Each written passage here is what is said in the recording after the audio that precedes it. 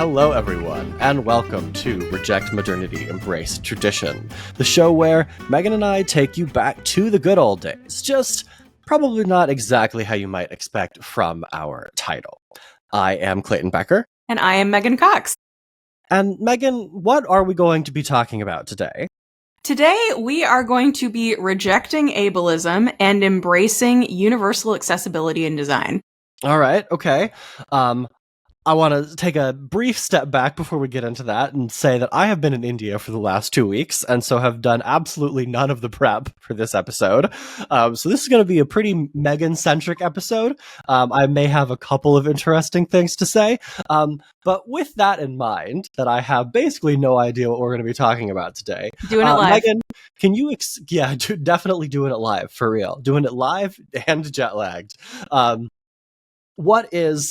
Let's start with, what is ableism and what is this universal accessibility? Just what is ableism generally is discrimination on the basis of a belief that people with typical abilities are superior. This can manifest in less hostile ways, such as believing that people with disabilities are inspirational for overcoming them. That's ableist. It can also manifest in more hostile ways, such as interpreting people with disabilities to be a burden on society.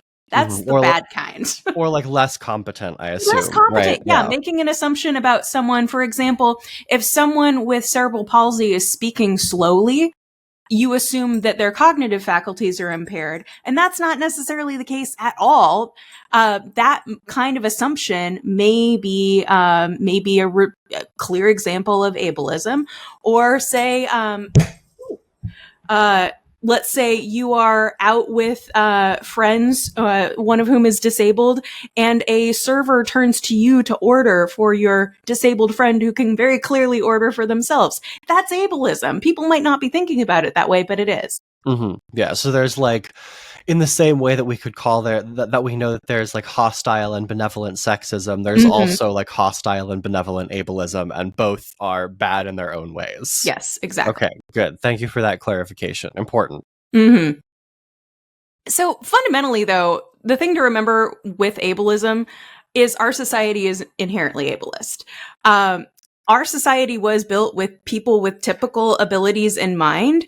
For examples of what a society might look like in contrast to that, because if all you know is the society that we live in now, how can you know that it's been built with typical abilities in mind? If you want to see a society with atypical abilities in mind, I would recommend you check out the Apple TV show C, #not sponsored. This is actually a really good show. It's really good. Yeah, it is very good. And it gives you very quickly, without any kind of exposition, really. It is just physically in their world, how a world would be designed if no one had sight, had the power of sight. Almost everyone in this society is blind, and you see that they have built a world that functions for them. For example, in the village that we come to in the first episode, the village has ropes strung from house to house, kind of overhead, so you can reach up and grab the rope and walk. And that will take you to the center of the village or to the next house that you're trying to go to. It creates this tactile environment for people to help navigate their surroundings in the same way that you might see tactile sidewalk tiles sometimes that indicate maybe you're coming to a road or you're coming to train tracks or whatever. We don't see that in a lot of places. If we were designing a society with people with visual impairments in mind, those tiles would be everywhere, right? But we don't design it like that. And I think that also an important additional caveat here is that a lot of people who don't need these accommodations aren't noticing that they're there, right? The fact that you have dipped sidewalks, right? And the fact that you have those little yellow plastic little reflector things that are on the side of sidewalks that have that tactile feedback, all of that is an accessibility in design thing that didn't exist, right? Call it 40, 50 years ago when it wasn't required by the Americans with Disabilities Act, right? We take these things for granted, or maybe don't even notice them, right? But they're absolutely vital to the people that require them to get around. Absolutely. And I think it's the not noticing that is key. People with typical abilities tend to not notice accommodations, physical accommodations in particular, until they need them. As an example, when I was just out of college, I had a coworker who had torn her ACL and was waiting for surgery. And so she was relying on ramps to get into buildings, etc. Our office, I don't think even had an elevator. She had to go up and down stairs to get into the physical space in our office where we were working. And you say, like, how is that possible? It was this 2010 and the ADA wasn't that long ago, I guess. She said she had never realized how hard it was to get around as somebody with a physical impairment. Similarly, my mother fell and broke her knee earlier this year. Same deal. You start to learn, just because there are accessibility ramps and options like that for people who may need mobility assistance, that doesn't mean that they're convenient or that they work consistently, or that they actually are accessible for people with different types of mobility impairments. Yeah, I think another example that I've recently come to experience is 2.5, maybe 3 years ago at this point. My wife's father had a stroke, and so now he uses a walker to get around. And this is a guy who used to go and do 4-hour hikes in the hills every weekend, right? And now absolutely requires these mobility assistance and mobility accommodations to get around. And it's striking just how bad some of them actually are, and how poorly they work, for lack of better terms, right? Even though I think, and you and I have talked about this, I don't think maybe live on podcasts, but certainly interpersonally, about how the Americans with Disabilities Act, even with all of its flaws, is still, I think, pretty clearly the best disability access requirements in law anywhere in the world, which really, I think, speaks to just how bad this is, globally, right? Globally, for sure. And I think, part of me kind of, not being a person who requires these kinds of aids in access, I can kind of look at a situation and maybe apply a balance to it. Like, oh yeah, of course, it's difficult to get around in London because so much of this was built centuries ago and whatever. That's really that's not the point. It still creates the same barriers of access to individuals, whether it would be expensive to change or not, or whether it would, impact neighborhood character or not. It's still preventing access in really striking ways if you are not creating a pathway for people with, particularly in this case, we're talking about mobility impairments or other physical disabilities, to access spaces. The Americans with Disabilities Act, as you mentioned, that was only passed in 1990. So that is within my lifetime. I think it's a little bit prior to yours. But that is incredibly recent. And it took businesses and public spaces in the United States a while to catch up with these obligations for accessibility. For example, when I went to college in 2006, the main dining hall on campus was on the second floor of a building, and there was no elevator that was usable by the students. There was a lift kind of on tracks going up the staircase almost like a funicular railroad up to the second floor for any student who needed mobility assistance to get up an entire story's worth of stairs. And for me, I remember looking around the campus and saying, if I were a person in a wheelchair when I was looking at college campuses, there's no way I would have picked my university. Absolutely not a chance. Now, this was a situation that was happening from 2006 to 2010, but we see even now in 2025 that despite the fact that the ADA has been implemented for 35 years, we see that universities, businesses, other organizations are not prioritizing the needs of disabled people, even when they have a legal obligation to prioritize those needs, or at least to consider those needs. For example, I lived in a building with a person who used a mobility aid to get around. He had a motorized scooter. He lived on the second floor of our apartment building. the elevators in this building were going out constantly. They had a malfunction probably once a month. And that quite literally left him stuck. He was stuck either in his apartment or out of his apartment. And rather than kind of come up with a solution that would fix that problem for all of us, but definitely for him permanently, the housing managers kept using these just like these patches and, oh, we can fix it if we just do this, and then it'll break a month later. That was not considering his needs, despite the fact that they had a legal obligation to do so. Yeah, the apartment building that I live in now has an elevator that works decently well, but the front door of this apartment building, the only way to get up to the front door is a couple of steps, right? Mm-hmm, And so mm-hmm. their workaround, their like accessibility piece here is that Mm-hmm. you'd have to go through the like car park area, the like back garage, through the back gate, all the way around to the back of the building.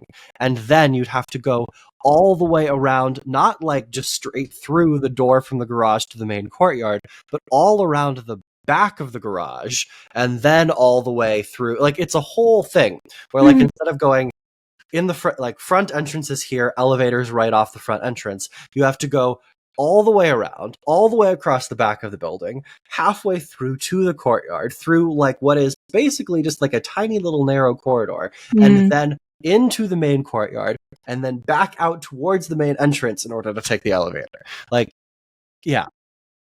Works, but it's miserable. Yeah. And if you had to be, if the person who designed your building or the person who managed your building had to be in a wheelchair for a period of time, they would immediately identify that it sucks. And just either there is a lack of thought or it's a cost issue.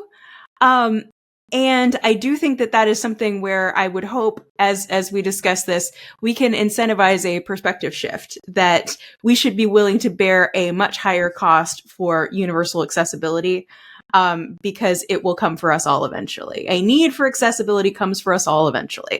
And I do think as well, like this is, I think maybe the answer to the question of like, how are we like rejecting stuff and returning to stuff, right? Mm-hmm, Which is mm-hmm. like this mentality shift that like disability access is something we need to care about again, right? Because like, you know, we sort of like won a big part of the battle with the Americans with Disabilities Act 35 years ago, Mm-hmm. but then that's caused a lot of people to feel like this is sort of like a solved problem, right? Yeah. And that like, well, we don't need to do anything else, and we don't need to be considering this like as, you know, actively, because it's someone's responsibility to make sure that there's accessibility because of Mm-hmm. the ADA, right? Because Which people always follow laws, right? right, Like, like in many ways, this is like sort of like this is I would say an admirable goal to where we should get to where we like don't have to think about it, where we like know that there actually is someone who is responsible for making sure that the accessibility is there, right? mm-hmm. But at the same time, I think that it's caused us, especially I would say in like the last like 5 years, right,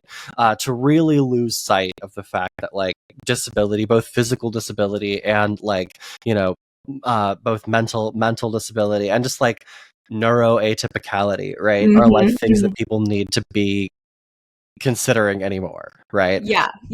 I think that's probably true. And before we started recording, you were asking me, you know, kind of why do you think this is? Why are we encountering that shift? I do have a couple of theories. One of them is we have a pretty clear path to understand what our obligations are with regard to your typical issues with access, people with physical disabilities, in particular. We know what the solution is. We know we need a physically accessible place to hold our community meeting, etc. We know that.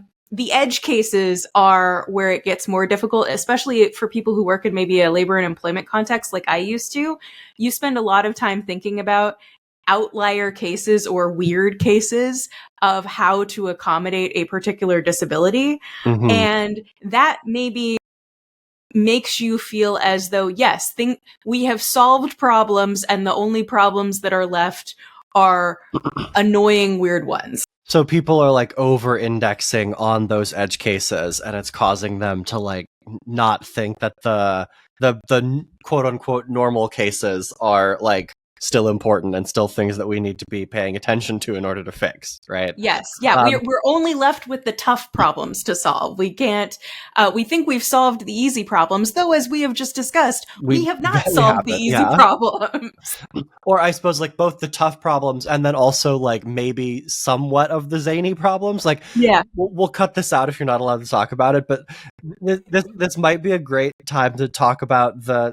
You told me about this months ago. What is the proper ADA accommodation for someone who believes that their workplace is haunted? Not to make light of this person's apparently very sincere belief, but it was hilarious to hear about. I mean, this is like one of those times where I really wish I taught employment law, because the exam writes itself at this point, because this hits so many things. So this employee is African American and alleged that the employer should have known when they were hired that they were more likely to be afraid of ghosts, because according to the employee, this is a fear that is more prevalent among Black people. This is also possibly a religious thing. Do we need to accommodate a sincerely held religious belief that ghosts exist? And then, is it an ADA issue? And really, at the end of the day, the thing that my friend who is actually the employer and I was not offering legal advice. I was offering a shoulder to cry on, basically, at that point. But I'm like, don't you have other workplaces? Can you move the employee? And they're like, yeah, and that's the solution, is put the employee in a non-haunted workplace. And you basically just have to assume. But actually, this is a really good point. Inadvertently, we have gotten to a really good point here, about, to a certain extent, accepting what the employee or what the individual is saying their accessibility needs are, or their access needs are, in any context. The ADA in the employment and situations that it addresses talks about something called an interactive process. So the employee as well as the employer are offering potential solutions. Mm-hmm. I think that we only see when we're looking at just kind of our physical world. We just see, well, this was the solution that we came up with, and it's just going to need to be good enough. And that's not how it works in employment. You are kind of doing a back and forth. Whereas if you were to have somebody in your building who uses a wheelchair and is going on this absolute wild goose chase to get into the building, then they need to kind of have they are not having the opportunity to say, this is ridiculous. Right. Probably what they're doing is just not living there. Yeah, probably. But you sort of can see through this example of like how, your sort of like average normie might look at that and be like, no, absolutely not. You don't need the to ADA accommodate is a waste. Yeah, like you don't need to accommodate the employee who thinks that there's like, that their workplace is haunted, right? Like that's ridiculous. Or like there's like other disabilities you could think of, like chronic exhaustions, right? Where like it's like, well, can you actually make it to an office your chronic 5 days a week, right? syndromes. Like, yeah, exactly. And that's one of those situations because chronic fatigue winds up being an edge case where people, usually employers, are very frustrated because you would say in that situation, well, yeah, making it to the office 5 days a week, or at least being able to work 5 days a week now that so many people do their jobs remotely, being able to perform job tasks 5 days a week is an essential job function, the employer would argue.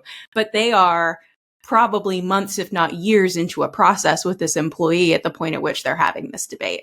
So I completely understand how people become almost polarized against accessibility when they feel that they are stuck dealing with edge cases or dealing with cases that they think are not a quote valid use of the protections that were created in the law.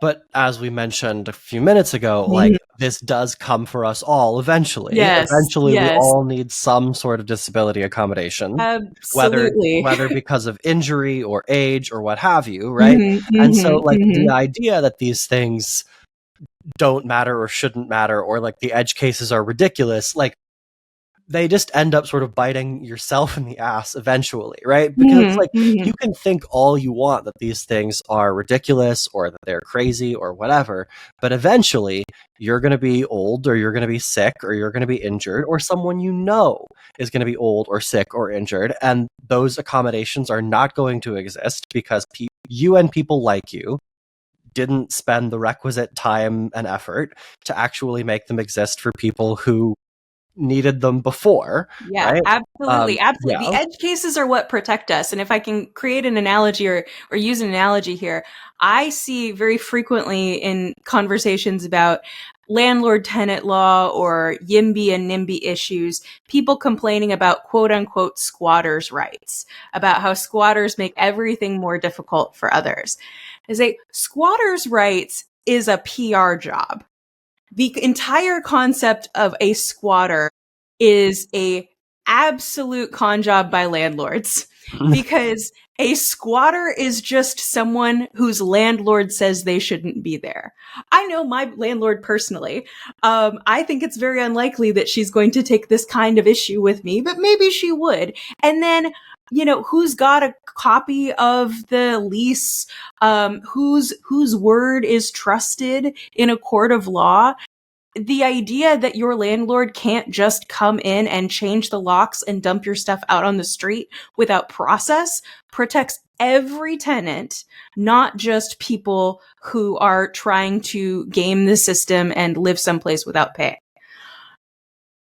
Yeah, this like the squatters' rights, like the people who are like quote unquote actually squatters, right? Yes. Like it's Yes. such a vanishingly rare thing. Yes. Like it's so And all vanishingly of them rare. are in the news. Yeah, it's so vanishingly rare that it's like basically not a real problem, right? Like in the same way that like election fraud is not a problem, right? Like in-person voter impersonation fraud is an imaginary problem, right? Like these edge cases of like people who are like trying to game the system or whatever, or who you perceive as gaming the system, right? Like the fact that those edge cases are still protected is, I think, necessary, right? Not sufficient even, but necessary to protect the rights of people who, like, even the people who are skeptical of these edge cases would recognize like are valid accommodations, right? Like having a desk that's large enough to accommodate a wheelchair, right? Like we should recognize, everyone should recognize that like that is absolutely a valid accommodation, right? Like there's no reason why you would hold, unless you're just like a horribly ableist person, right? That like thinks people in The wheelchairs shouldn't, actual like people in wheelchairs shouldn't be in the workplace or whatever. yeah, that's the malevolent Yes. ableism. Yeah, exactly, right? But there's no reason you could come up with why like there shouldn't be a disability accommodation for someone whose desk needs to be able to accommodate a wheelchair, right? But like the fact that we should all be able to agree that that is a reasonable accommodation, the only reason that we can all agree on that and why that is clearly and obviously protected is because things that are less obviously protected are also protected. I think that's completely true. Now, that's not to say that every conversation that we have about ableism and what is not ableism should always be resolved on the side of it's ableist. I know you spend a lot of time online. I spend a lot of time online. This pops up in the discourse where people who are typically abled are using ableism to defend their own personal habits. And I don't know that that is a helpful use of the concept. Not helpful. And that's, for people who are not as online as you or I, just a couple of examples of this kind of discourse. You might see, person A notes that the delivery of a particular meal from a restaurant has become very expensive in the context of cost of living or something. And person B notes that the price of delivery is way higher than the price of going to the store, to the restaurant, and picking your food up for yourself. Somebody else chimes in, maybe it's person A, maybe it's person C, saying, well, not everybody can go out in public and go to the restaurant and pick it up physically. That's true, but also probably not the point that person A was making originally. Yeah, and it's also probably not super helpful. No, and it is, it's kind of a conversation ender, in the sense that, well, I just called you ableist, and what can you possibly do to fight back against it, kind of a thing. And so you're using disability as a way to win an argument without actually being concerned with the rights or access of people with disabilities. Yeah, and I think that it also, one, like, treats disability, it like infantilizes disability a little bit, and it shifts the conversation from like, oh, this accommodation is the delivery app, rather than the accommodation being this person shouldn't have to pay for the delivery app. They should be able to go to the restaurant and get their food themselves if that's what they would like to do in order to save money, right? And then also, like, it contributes to this like ableism fatigue that we were talking about earlier, right? Where it's like, no, ostensibly, right, nobody in this conversation is actually disabled. No one here is like talking about whether they actually rely on delivery apps, right? But fourth person D, Normie McNormiestein, right, like, is looking at this and being like, oh my god, can't believe we're having this ableism conversation, right? And causing them to over-index in exactly the way we were talking about earlier, as to whether or not these accommodations are even valuable to begin with. Yes, absolutely. I think that is the real issue, is what Normie McNormerson makes of the entire conversation. And if you see that ableism, being a person who is not ableist, is just an ever moving target, as is often the case in many of these conversations, I think that makes it more difficult for people to embrace being anti-ableist in the future. Yeah, I just as an aside here, I do wonder how much of our audience is not as online as we are. Really, it's like 75% super online grad students and 25% my mom and her friends. Like, that's my guess. All right, so I went to a family thing, and the consistent listenership of the audience at this family gathering, I'm like, wow, all of you listen to my podcast. This is really weird. Thanks, guys. All right, so for the 25% who are Megan's mom and Megan's mom's friends, hopefully that was a helpful example for you. Yeah, there you go. But your mom will understand, right, because of her knee injury, right? Exactly, so exactly. Yes, and she can explain to the rest of the friend group, just how important all of the stuff we've been discussing is. Yes, good. Yeah.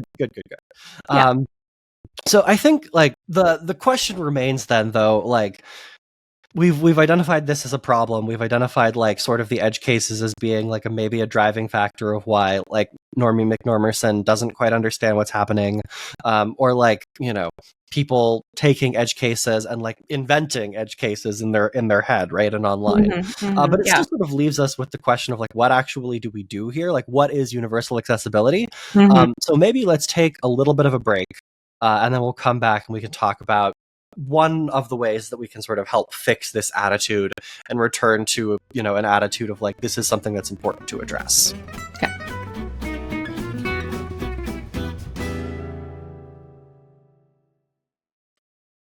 Welcome back, everyone. When we left you, we were discussing the problems of ableism and also the problems that we might see coming from ableism fatigue. But now we'd like to talk to you about something a little bit different, which is universal design, also called universal accessibility or universally accessible design. Yeah. This is like, I've heard these terms before, but I will be perfectly honest that I really do not understand what they are or what they mean. Okay. So like, all right. Both for me and for the audience, what is this? What is universally accessible? What is universal accessibility? Yeah. So universal accessibility, universal design, it's the process of creating products or environments that are usable by all people to the greatest extent possible without the need for specialized adaptations or design additions. Okay. So it's creating things that are accessible at the beginning and don't need you to add a aftermarket ramp or alt text or whatever, because it's already there. Or like a chair lift that takes you up the stairs. Okay. Exactly. Right, I think I'm with you. Yeah. Okay. Yeah. The goal here is to improve usability for everyone, not just those with disabilities. And it shifts the burden from individuals with disabilities to the designers to think about things ahead of time. So what are some like, are there good examples of this, like sort of new structures or new processes or what are some like ways that this has been implemented? So one way that I would tell you specifically that you and I would have experience with is universal design in teaching. So there are packages that you can use when you're designing like a slide deck or PowerPoint that you're going to use when presenting before a class, that will give you only colors that are distinguishable for people who have color blindness. So your graph will be readable to people with color blindness with no additional adaptations by them. They won't have to use any sort of alt text, use any sort of glasses. They will be able to distinguish all of the different colors in your presentation. Which, as we learned in the last episode, is actually kind of important for some people, distinguishing gray from blue. Yeah. Yeah. Color blindness is a lot more prevalent than you might have thought. No, it's funny because this absolutely happened to me once in chemistry class in high school. I was sharing a book with a classmate, and he said, "Hey, which side is which?" And one side was gray in the diagram and the other side was pink. And he couldn't tell the difference between these two diagrams in a chemistry textbook. It was actually a really important distinction. If you don't know that you have students who have color blindness, maybe they haven't come to talk to you, maybe they haven't even sought an accommodation for it through the official channels.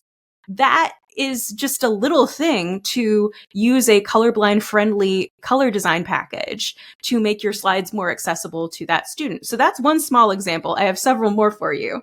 I can sort of imagine that being important, right? Like, you don't want to accidentally blow up the classroom. Yes. Yeah, also, I think a lot of us like to include graphics or images in our slides, sticking with this same kind of teaching thing, but just another aspect of this. A lot of us like to include images or graphics. That can confuse alt text readers if you've got a bunch of extra stuff that you don't necessarily need. So you may think, oh, it's really boring if my slides don't have pictures. But it really confuses a adaptive technology for a student with vision impairments that's like reading from the slide, here's what this is, here's what that is. Even if you include alt text, you have to specifically go in and tell it in what order to read things. And if you're not doing that, it's just getting confused. Mm-hmm. And the student is maybe getting extraneous information or information that isn't helpful to them, or they're getting information in a weird order because we've decided that for all the other students who do not have visual impairments, we want to like break up the text with graphics. We don't need to be doing that. We can just have text-based slides and rely on our sparkling personalities to carry the day on keeping everybody engaged and entertained. Oh, well, but Megan, what about people who don't have sparkling personalities? That's valid. Yeah. They're gonna need to come up with something else. So I just as a general matter, before I go into a couple other examples that I have of universal design, when we're thinking about designing a building, a class, or a program, or a process, we should be thinking in terms of what if a person with X lived here, or what if a person with Y worked here, and thinking proactively about what their experience would be using a facility or a process, etc., and trying to design ahead of time to make it so that they don't have to seek out additional accommodations or additional changes or adaptations to the space, to the process, etc. A couple of other examples of this. I wound up living inadvertently in an ADA housing unit for a year and a half. I don't know if you were at my apartment, but it was very clearly designed for someone who was in a wheelchair, in that the counters were lower. You didn't have drawers in the kitchen or in the bathroom because instead of drawers, you had a space where you could wheel yourself closer to the counter. The cabinets were lower and there were additional shelves, and the light switches were all lower, that sort of thing. And once you get used to it, there's no reason that a person who doesn't need a wheelchair can't live in a wheelchair accessible unit. I can't come up with a good reason. Maybe a person who is very, very tall would be uncomfortable in a unit like that. But for the average person, I believe I am statistically average height for a woman in the United States. For an average sized person, totally fine. So yeah, well, I need the ego boost of being able to be the only one who can reach the things on the top shelf. Okay. That's not universally accessible to some. No, but I take your point, right? Like, I am like much taller than my wife, right? And so like it makes a good deal of sense to me that like you'd have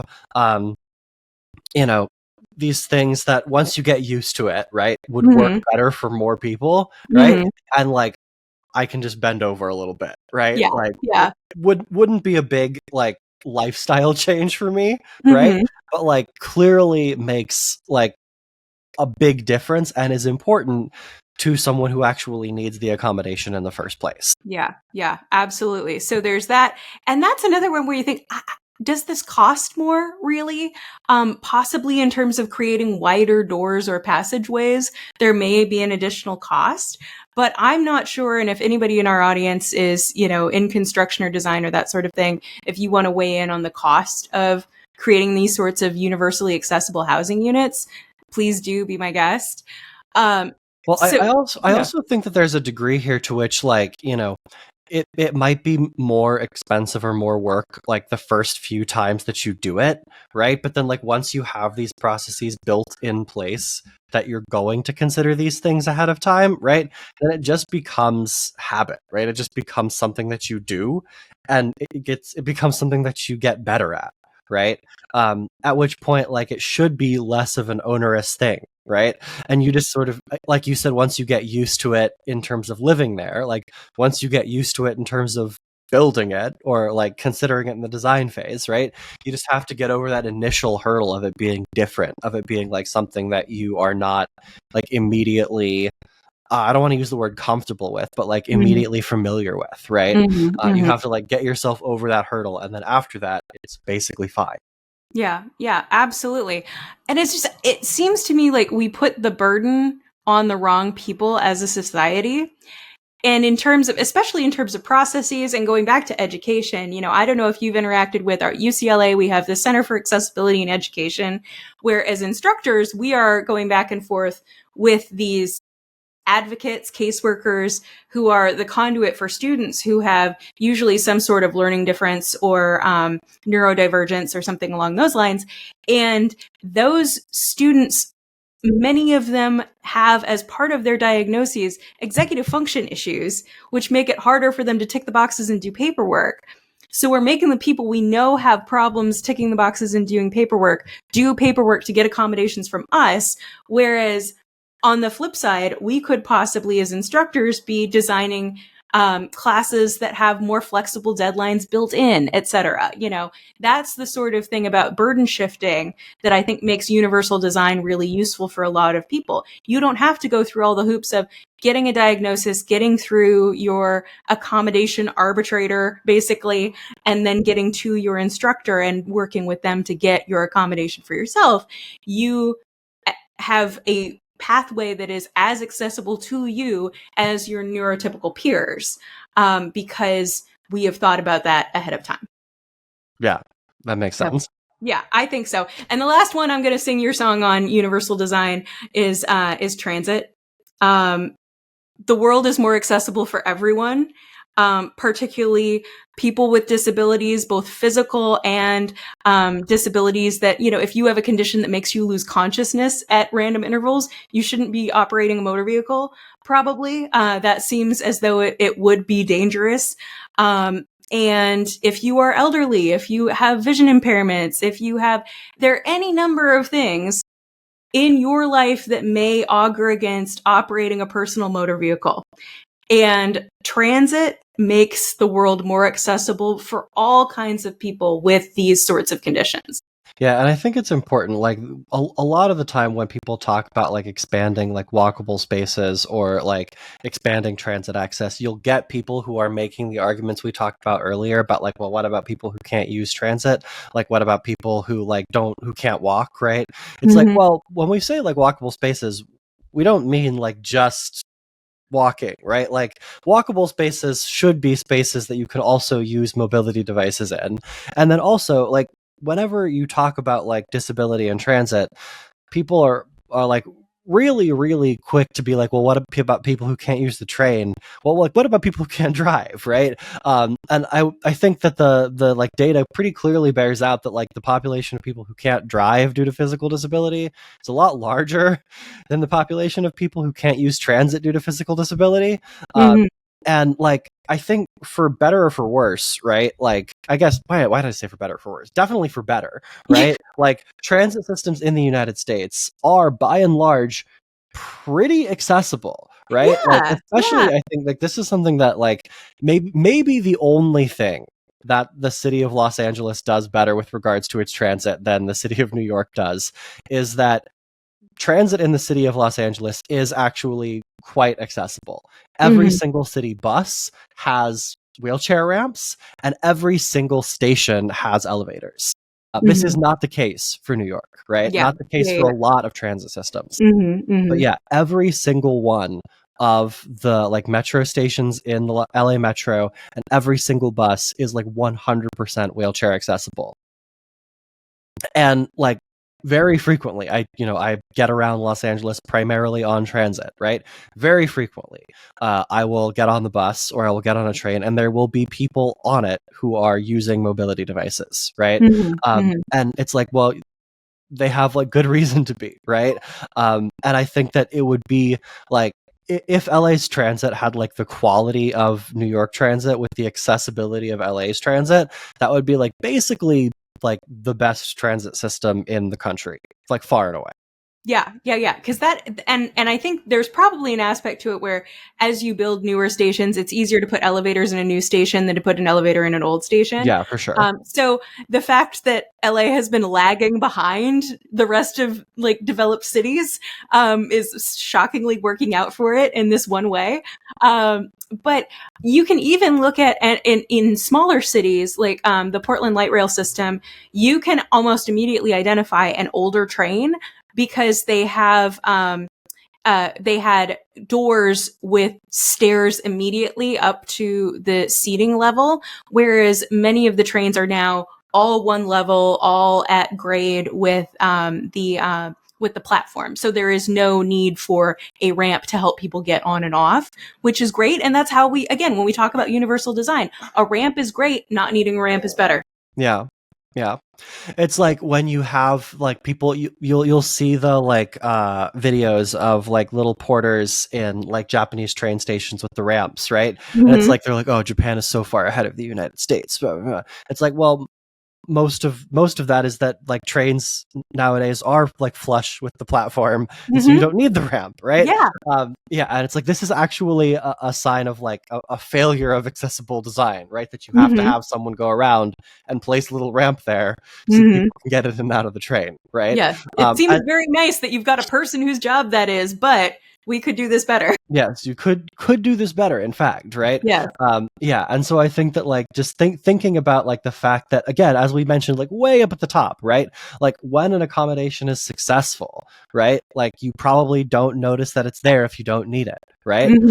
In some ways, that is problematic because it means that you're not thinking about it as being something you need to consider. But again, that's sort of like the admirable thing that we should be like striving towards, where like at the point that we have solved this problem, things will just feel seamless, right? Like they just will feel like things work for everyone. That's the whole point of like universal accessibility. Yes, exactly. And now I don't think we should really have to say this. I think we should want to make life better for our disabled siblings, no matter what. It is a good thing to do good things for people and to make life more accessible across the board. But the consequences of improved access mean that life gets better for everybody. So things like the ability to get a wheelchair or a mobility aid on and off of a bus or a light rail train, the ability to use curb cuts to cross the street when you're using a mobility aid, all of that, if it works for a mobility aid, it works for a stroller. So it makes the world more accessible to parents with small children or parents with older children. My cousin still sits in a stroller-like thing a lot of the time. She is an adult, but that makes the world much more accessible for her and for her parents to be able to take her around in that stroller / mobility aid. That makes life better for more people. It's not just people with disabilities. As we've said, inability or disability comes for us all eventually. Like you're going to wind up in a situation where you are going to wish that you had these accessibility measures. So let's make sure that things are as accessible for as many people as possible on the front end. Yeah, like even just temporarily, right? Like your odds of going through your entire life without experiencing some sort of at least like temporarily disabling injury are like Mhm. fairly low, right? Yeah. Like either even something like quite minor, right? Like a sprained wrist or a sprained ankle where like you need to Mhm. stay off of it for like a week or whatever, right? Mhm. Mhm. If you have something that's like more universally accessible, well, then you can just sort of go about your business without having to be like, damn, that week really sucked, right? Because I Yeah. couldn't Yeah. do anything. I couldn't Couldn't move do around, anything. right? Yeah. Yeah, absolutely. And Clayton, you asked me earlier before we started recording, how is this returning? What are we returning to? And I think part of it is returning to a mindset where we were much more invested in the care of those in our community. Because communities were smaller and it was a lot easier to care about people that you knew personally, for example. We also had a world that was more universally designed inadvertently. If you have a lot of one-story buildings, you are not needing to add a lot of elevators so that people need to get from one floor to another because everything is one floor. The same thing with people have asked, why is there so much autism? It must be something about our modern world that is causing all of this autism. It's like, I don't know that that's true. If you were working on a farm and you had a very routine day, you did the same thing over and over again in a very comforting manner, and you had much less stimulating around you than life in a modern city, for example, you probably didn't experience the symptoms as acutely as you do now. It's a incongruence with our day-to-day life and what is expected from people with an neurodivergence, excuse me. So we are returning to a world that is universally accessible, but we have to reverse some of the things that we have done in creating our modern world to return to that accessibility for everyone. I think that makes sense. I also think, and this is like just my sort of speculation, so I could be wrong on this. It seems like, in at least like sort of maybe pre-industrial revolution, early industrial revolution, there were a lot more like disabling things that happened to a person, right? And so there was, again, sort of more of this, as you say, like inadvertent, universally accessible design. But as we have like quote unquote solved those problems of like things that end up disabling people, right? Like childhood illness, conflict, workplace accidents, right? Um, we've moved away from like acknowledging that there are going to be people with disabilities in our everyday lives, right?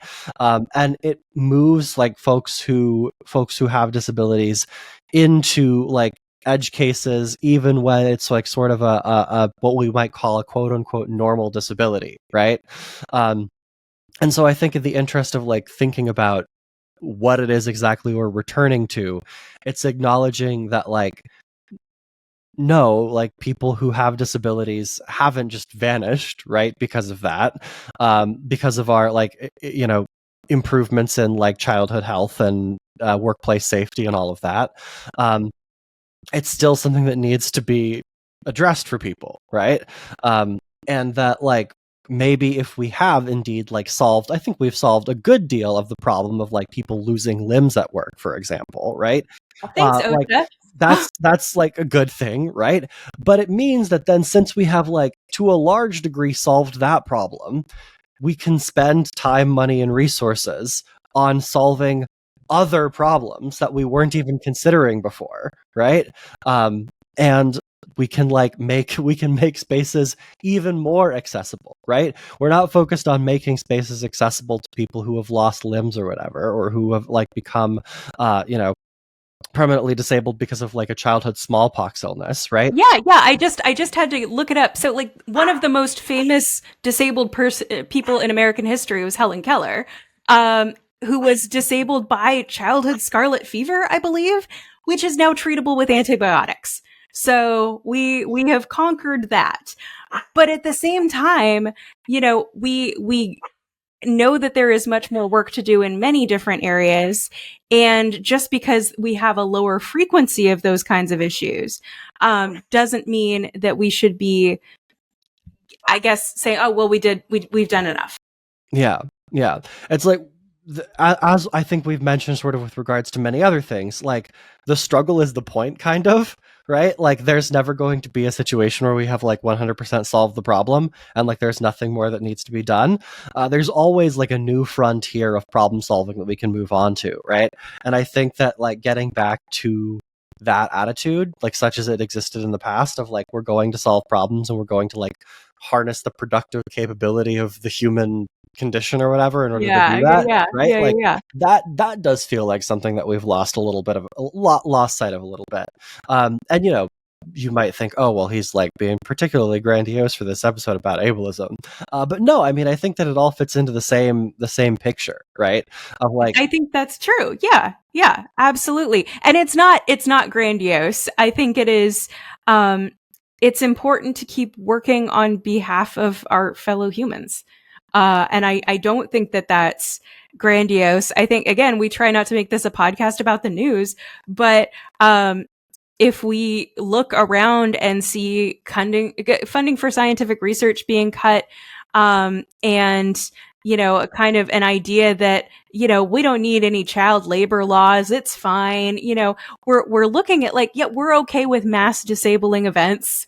You know, it's not the case that, that we are in a position where we've achieved stasis and we're not going to have any more need for any of this. We will always have need for thinking about how best to serve the greatest number of our peers. And I think universal design does that because we all get to think ahead of time about how our actions and our design choices impact those around us and make life better for our fellow people. I don't think that's too grandiose at all. Well, I appreciate the vote of confidence. You're welcome. You're welcome. I've got a final thought here though that I want to make sure I get it out, because you always do such a good job of wrapping things up. But I have a point. That is, and we've alluded to this several times throughout the episode, you never know when you are going to become disabled. You never know when you will need accommodation. As our country stares down cuts to the welfare state, cuts to Medicaid that help our disabled siblings and their parents cope with medical bills that are otherwise going to be wildly out of their control, I think many of us could use this reminder that you have almost no control over whether and when you are going to need this kind of assistance and this kind of forethought from your fellow Americans. Most disabilities are not caused by action or inaction, by disabled people or by their parents. Chromosomes split in weird ways. People trip and fall. People get sick going to work, going to school, just going about their day. And the best insurance against a world that you can't navigate someday is to make a world that everyone can navigate today. Good final thought.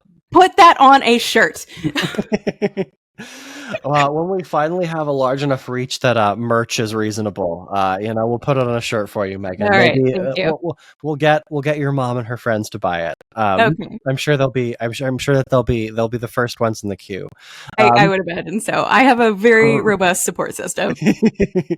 But until we put that on a shirt, and until we get back to this mentality of problem solving, of making things better for everyone, not just for people who we agree with or who we like or who we think deserve it.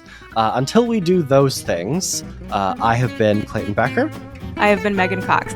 And we will see you guys on the next one.